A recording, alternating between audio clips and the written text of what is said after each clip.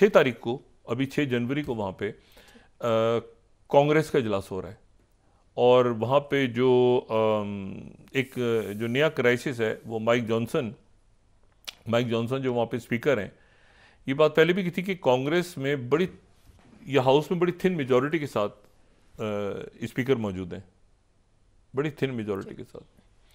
तो ये जो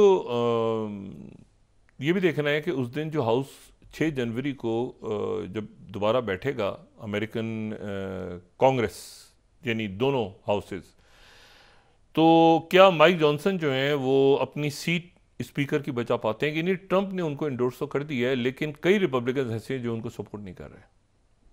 6 जनवरी को ये पार्लियामेंट का या कांग्रेस का इजलास होगा। इसकी इंपॉर्टेंस ये है कि ये वो 6 जनवरी है का इजलास इसलिए इंपॉर्टेंट है कि उस दिन नई कांग्रेस ओपन होगी। लोग पहले स्पीकर को चुनेंगे, फिर हलफ उठाएंगे। स्पीकर की मौजूदगी इतनी जरूरी है। तो पता चला स्पीकर ही अगर नहीं इलेक्ट अपने आप को कर पाया दोबारा, तो नया बहरान खड़ा होगा। यह खड़ा हो सकता है, और ये इसलिए खड़ा हो सकता है कि उस इजलास में 6 जनवरी को जो इजलास होगा, उस इजलास में इलेक्टोरल वोट्स जितने आए हैं ट्रंप के हक में, उनका सर्टिफिकेशन जारी करेगी कांग्रेस। तो अगर स्पीकर का या तो स्पीकर पहले चुन लिया जाएगा, अगर उस दिन स्पीकर फारिग हो गया और इलेक्ट नहीं हो पाया दोबारा, और कुछ रिपब्लिकन्स ने उसको वोट नहीं डाले, तो उसके नतीजे में डोनाल्ड ट्रंप साहब की सर्टिफिकेशन रुक सकती है। 6 जनवरी का ये जो सेशन है कांग्रेस का, इसका सर्टिफिकेशन इसलिए इंपॉर्टेंट है कि ये वो दिन है 6 जनवरी का जिस दिन बाइडेन की सर्टिफिकेशन रोकने के लिए कैपिटल हिल पे धावा बोला गया था 2021 में। और धावा इसलिए बोला गया था कि वहां पर जो इजलास हो रहा था, यानी ये जो भी 6 जनवरी को होना है ना, मैं इसकी इंपॉर्टेंस बताने के लिए कि कितना इंपॉर्टेंट है ये इजलास और इसकी सर्टिफिकेशन कितनी इंपॉर्टेंट होती है, तो 2021 पे चले जाएं। 2021 में बाइडेन तो जीत चुका था, सर्टिफिकेशन होनी थी कैपिटल हिल से 6 जनवरी को। तो 6 जनवरी को जो अटैक हुआ था 2021 में, वो इसलिए हुआ था कि सर्टिफिकेशन रोकी जा सके, लेकिन सर्टिफिकेशन हो गई थी और वहां पे उसके नतीजे में फिर जो भी कुछ हुआ तारीख का हिस्सा, लोग पकड़े गए, तोड़ फोड़ हुई, वो सारा वाकया सर्टिफिकेशन रोकने के लिए था। अब ये सर्टिफिकेशन जो है, ये जाहिर है यहां पर हंगामा तो नहीं होना, लेकिन हाउस तो अपनी शक्ल में हो कि स्पीकर जो है माइक जॉनसन, उनकी पूरी जो सियासत है, सियासी जिंदगी का, वो ट्रंप ने उनकी हिमायत कर दी है, लेकिन ये के अंदर रिपब्लिकन साथ नहीं है। वो एक दफ़ा दरमियान में इलॉन मस्क से उन्होंने कहा था कि तुम आ जाओ किसी तरह इसमें, मतलब वो परेशान हाल हैं। लेकिन ये है कि, और वो जो रिपब्लिकन्स हैं, वो रिपब्लिकन्स कह रहे हैं, जो प्रो ट्रंप रिपब्लिकन्स हैं, वो बाकियों से कह रहे हैं कि एक बार ख्याल रखना कि अगर तुमने ये ना चुना माइक जॉनसन को, तो एक ऐसा क्राइसिस पैदा होगा कि ट्रंप की सर्टिफिकेशन रुक जाएगी। तो इसको वहां पर संभाला जा रहा है अभी, और उम्मीद करते हैं कि संभल जाएगा, क्योंकि बहरहाल एक क्राइसिस तो अभी है कि सर्टिफिकेशन होनी है। और 6 जनवरी की तारीख वो सबको याद आ जाएगा। 6 जनवरी इंपॉर्टेंट होती है इसलिए कि 4 नवंबर और ये तारीखों के हिसाब से, अच्छा, जैसे 20 तारीख को अलबरदारी होनी है, तो 19 को डोनाल्ड ट्रंप ने कहा है कि वाशिंगटन के अंदर बड़ा जश्न फतह मनाया जाएगा। एक दिन पहले बहुत बड़ी रैली होगी, उन्होंने तैयारियां शुरू कर दी हैं। 19th को जहां उन्होंने टिकटॉक रोकने के लिए कहा है, तो 19 को दूसरा इवेंट ये है, टिकटॉक पे पाबंदी रोकने को कहा है, तो वहीं पे 19 को उन्होंने एक विक्ट्री रैली, बहुत बड़ी रैली वाशिंगटन डीसी में उन्होंने अपने लोगों से कहा जमा हो जाओ। तो एक बहुत बड़ी रैली होगी और फिर अगले दिन जो है वो वहाँ पे तकरीब हलफ बर्दारी होगी। लेकिन उसके साथ ही ये जो इवेंट्स पेश आ रहे हैं, तो ये जाहिर है कि अब ये इस बात के का तकाजा कर रहे हैं कि वहाँ पे सिक्योरिटी हाई अलर्ट की जाए। ट्रंप को गोली भी लगी थी दरमियान में ट्रंप, और वो एक सिचुएशन ऐसी क्रिएट हो रही है वहाँ पे कि इसको रोकना ज़रूरी है। कभी कभी वहाँ पे जो मुख्तलिफ अनासर हैं, डीप स्टेट्स, ये वो दाएँ बाएँ, वो वहाँ पे इस किस्म के हंगामे करवाते भी हैं। और ये ट्रंप जब तक आके पूरी गिरफ्त नहीं लेते, तो उस वक्त तक ट्रंप को इस तरह से मैसेजिंग भी हो रही है कि भाई एक वाक़या पेश आ गया, दूसरा वाक़या पेश आ गया, तीसरा वाक़या पेश आ गया। तो ये बड़े अभी क्राइसिस के दिन है अमेरिका में भी और पूरी दुनिया में भी। अच्छा, उसके साथ ही एक तो उधर ये सारी सूरत पेश आ रही है, दूसरा जो मामला है वो ये है कि 52 लोग शहीद और कर दिए गजा में, और गजा में 52 लोग इसराइल ने और शहीद इसलिए कर दिए कि गजा से हुतीज ने अभी 24 घंटों में ज़रा खामोशी इख्तियार की हुई है, लेकिन गजा से फिर मिसाइल फायर हो गए। उसके बाद इन्होंने गए और इन्होंने जाके वहाँ पे 52 लोग मजीद शहीद कर दिए गजा में। कल फिर टॉक्स होनी है कायरो में, और हमास के कुछ जो वहाँ से कुछ सिग्नल्स हमास से ये हैं कि वो कह रहे हैं कि हम तो बिल्कुल उम्मीद कर रहे हैं कि जी सीज़ फायर हो जाएगा, और ये भी, और नेतन्याहू को भी मैसेज आया हुआ है ट्रंप का। लेकिन ये है कि इतनी ज़्यादा शिद्दत आई है आज इसमें। और अल जज़ीरा का जो ऑफिस है जो मगरबी किनारे में वेस्ट बैंक में, जहाँ पे पैलेस्टीनियन अथॉरिटी है, ये वहाँ पे जो है रमल्ला में होटल है, और उस होटल के 3-4 फ्लोर्स हैं, उनके ऊपर अल जज़ीरा का ऑफिस है। तो मगरबी किनारे में यानी फ़लस्तीनी अथॉरिटी जहाँ पे है, तो बड़ा गुंजान आबाद सा है, और वहाँ पे लोग बहुत, क्योंकि ज़ाहिर है कि अल जज़ीरा की नशियात वहाँ पे बंद हो गई हैं। मगरबी किनारे में फ़लस्तीनी अथॉरिटी ने बंद कर दी हैं, और वो जो होटल है उसको आज वहाँ पे दाखिल हुए हैं जो सिक्योरिटी के एहलकार हैं, फ़लस्तीनी सिक्योरिटी के एहलकार, उन्होंने जाके जो है वो सामान वगैरह सारा जब्त कर लिया और अल जज़ीरा को बंद कर दिया है मगरबी किनारे में, जिस पे कतर ने बड़ा सख्त प्रोटेस्ट किया। उन्होंने कहा मगरबी किनारे में जो फ़लस्तीनी अथॉरिटी है वो भी इसराइल की तरह के इक़दाम उठा रही है, क्योंकि वो ज़ाहिर है कि हमास को और गज़ा को दिखा रहे हैं। और यहाँ पर जो महमूद अब्बास की गवर्नमेंट है वो परेशान है इस बात पे कि कुछ कर नहीं पा रहे, और आने वाले दिनों में कैसे होगा, क्या होगा, बदअमनी फैल रही है, तो उन्होंने वो अल जज़ीरा को बंद कर दिया वहाँ पे।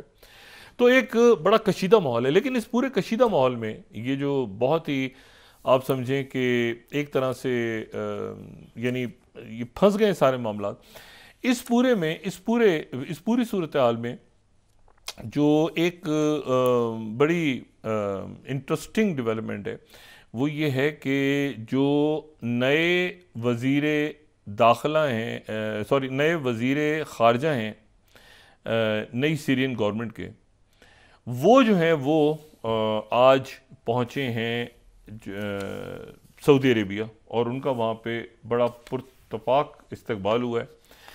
और ये जो हैं ये वो भी पहुँचे हैं, एक बहुत हाई लेवल डेलीगेशन की है, ये भी पहुँचे हैं, और इनके साथ जो है वो वहाँ पे उनके साथ जो है वो वज़ीर दिफा भी हैं, और सऊदी अरेबिया पहुँचे हैं, वहाँ पे टॉक्स हो रही हैं, वहाँ पे सब बातचीत हो रही है। लेकिन इशू ये है कि क्या ये पॉसिबल होगा, ये सेटअप आगे चलेगा? पूरी दुनिया भी कोशिश कर रही है, अरब ममालिक कोशिश कर रहे हैं, ईरान की तरफ से भी कोई मुखालफत नहीं हुई, ठीक है, बहुत ज़्यादा। लेकिन यह है कि इसमें कतर भी कर रहा है, अमेरिका देख रहा है सूरत हाल को कि वो PKK के मामलात आगे कितने बढ़ते हैं। तैयब उर्दगन जो है वो उनकी तरफ उन्होंने जैतून की शाख बढ़ाई है, और उम्मीद है कि वहाँ पे मामलात उनके ठीक हो जाएं। लेकिन ये कि जब तक वो हथियार फेंकते नहीं हैं, PKK वाले पॉलिटिकल प्रोसेस का हिस्सा नहीं बनते, तो अनसर्टिनिटी वहाँ पे रहेगी।